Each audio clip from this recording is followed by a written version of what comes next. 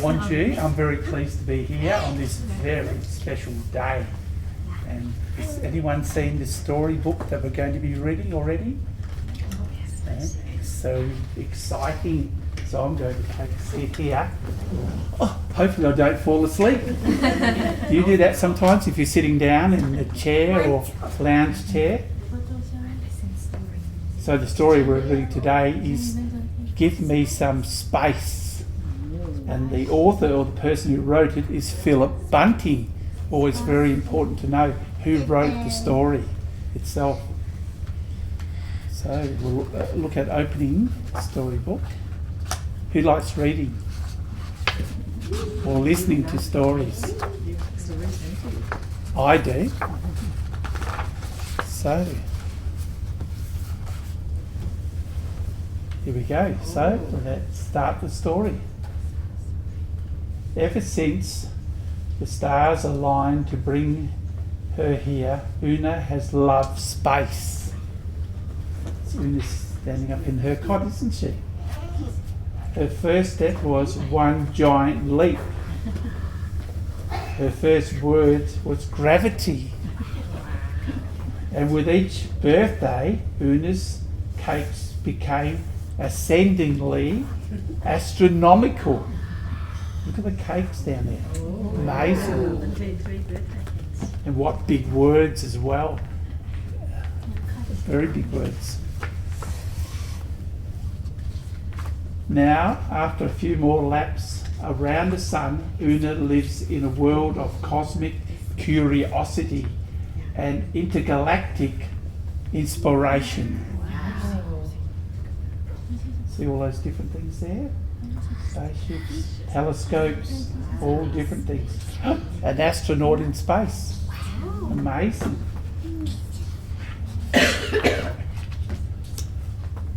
Una dreams of a life in space. Life on Earth is just so. Just so.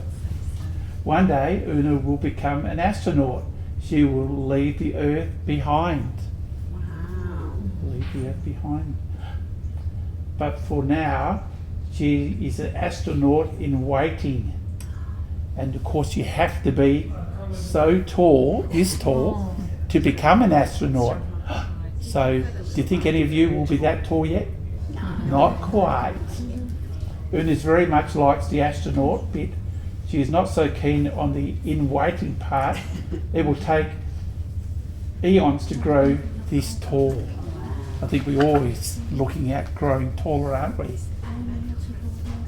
But here's the good bit. Una has been industriously working on an interplanetary plan.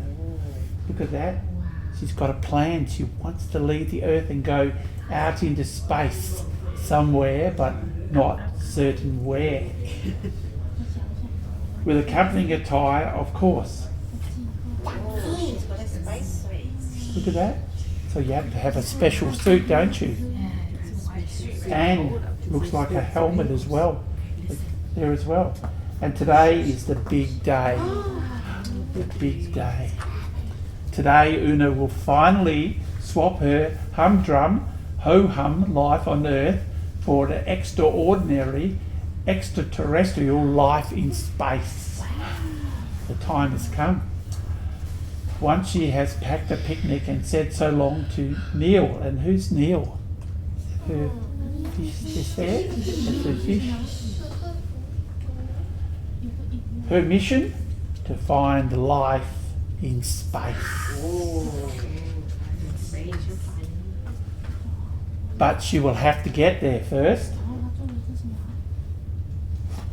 You think going in a rocket ship, hanging onto a balloon here, you think those would work? Yes, no, maybe. That's right. So attempt number 3 in a rocket ship. Wow, look at that, a rocket ship. It's looking out at us as well.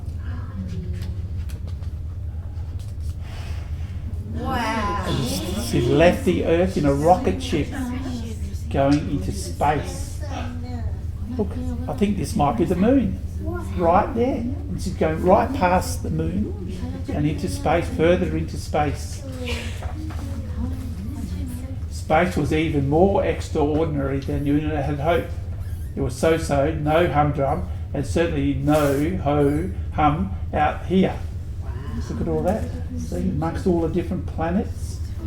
Venus, Mercury, Saturn, Uranus, Jupiter, Mars, all the different planets, and they're all different shapes and sizes and colours as well. Look at that, wow.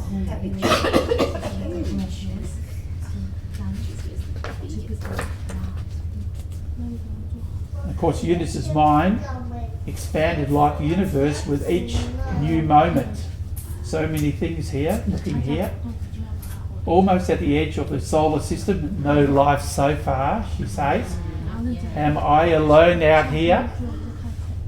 Oh, Uranus was really smelly.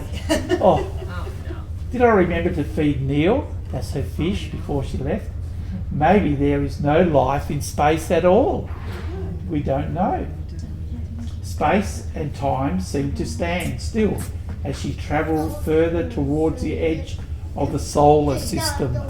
To the edge of the solar system. Here's Neptune. What does it say here? The most distant planet in our solar system.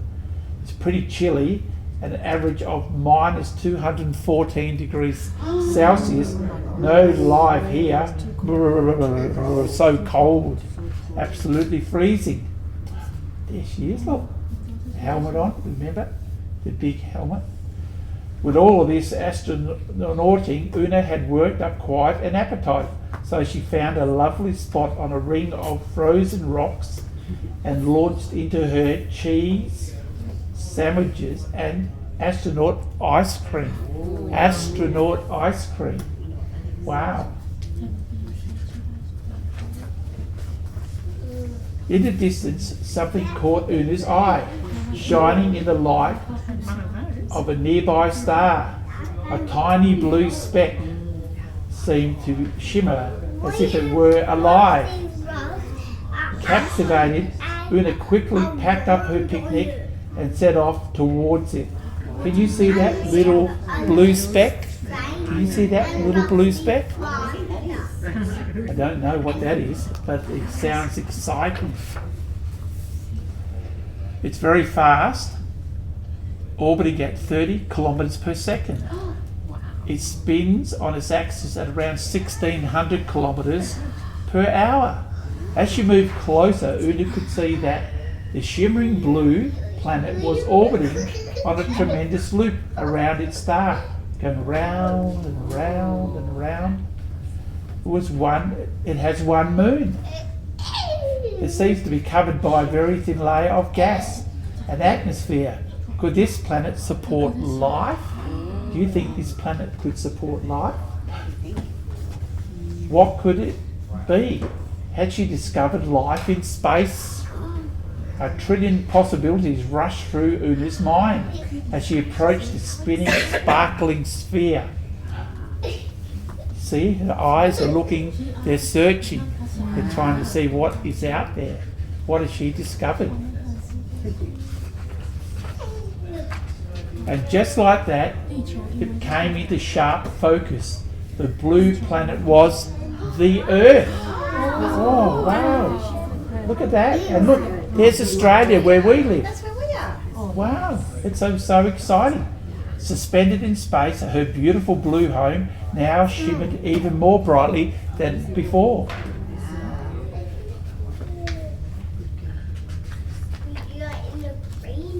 In that moment, Una made the most marvellous observation. There is life in space.